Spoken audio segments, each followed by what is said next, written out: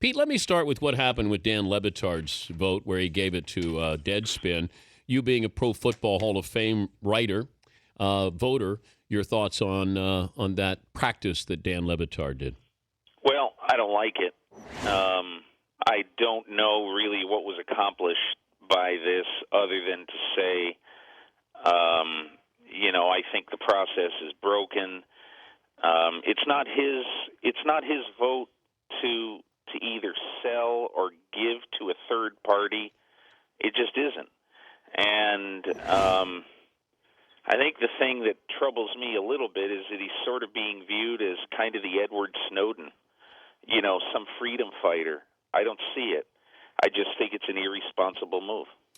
And I wondered, we look at these voting processes, and they're all flawed to a certain degree. But every one of them is flawed. There's no right way to do any of these. Everybody has a good argument about how to do the Hall of Fame voting. And I'm sorry I interrupted you, but I'll just give you one quick thing. For years, people have been saying, so there's 46 media members who vote for the Pro Football Hall of Fame. We gather the day before the Super Bowl in the Super Bowl city every year, and we vote on who should, who should get into the Pro Football Hall of Fame. And for years, people have been saying, you ought to have, former personnel guys on that committee. You ought to have general managers. You ought to have former players. Dan, if I could tell you over the years, when I ask advice and when I ask thoughts of former players, the vast majority of them are not impartial. The vast majority. So if you were going to say, well, we got to have somebody representing the Pittsburgh Steelers because they played in so many great games over the years, then we have to have somebody from the Cleveland Browns. Then we have to have somebody from the Cincinnati Bengals. So if you have a former player or club official from every team, all of a sudden now you've got 78 people in that room talking, which is absolutely fine with me. But then you get to the point where how are you going to be able to run? Where are you going to stop? And I'm okay with adding people, as many as the Pro Football Hall of Fame committee wants to add. But I'm simply saying, or I'm fine if they say we're taking it away from the media right now.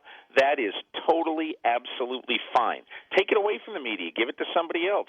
You're not going to hurt my feelings at all. But I think the idea that that's going to solve whatever problem you think it is there is wrong. There's still going to be a problem. Well, here's the issue with Lebatard is because he wants Barry Bonds, I guess, in the Hall of Fame, and therefore it's flawed because Barry Bonds doesn't get in. And my point is, well, you can't take your ball and go home or your ballot and go home just because Barry Bonds doesn't get in.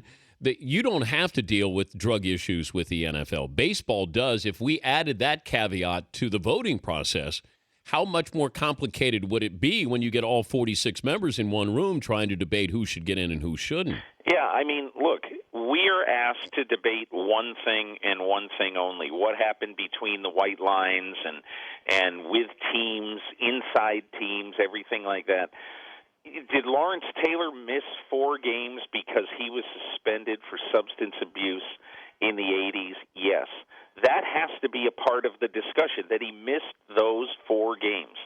And then you have to ask yourself, okay, and I don't even know how many played. In the 190 other games he played, did he play well enough to overcome the loss of the 4 games because of a substance abuse suspension?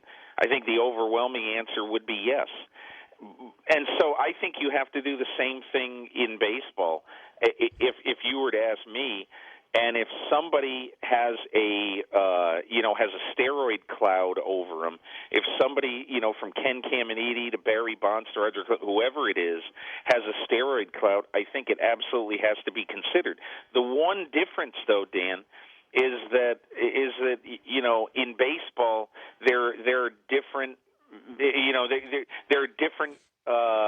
There's different criteria, and one of the criteria is that it's about the citizenship or morals or whatever the baseball clause is. In football, there is none of that. All we are asked to do is consider what happens as a football player on the field and things like that. So it's really a different deal.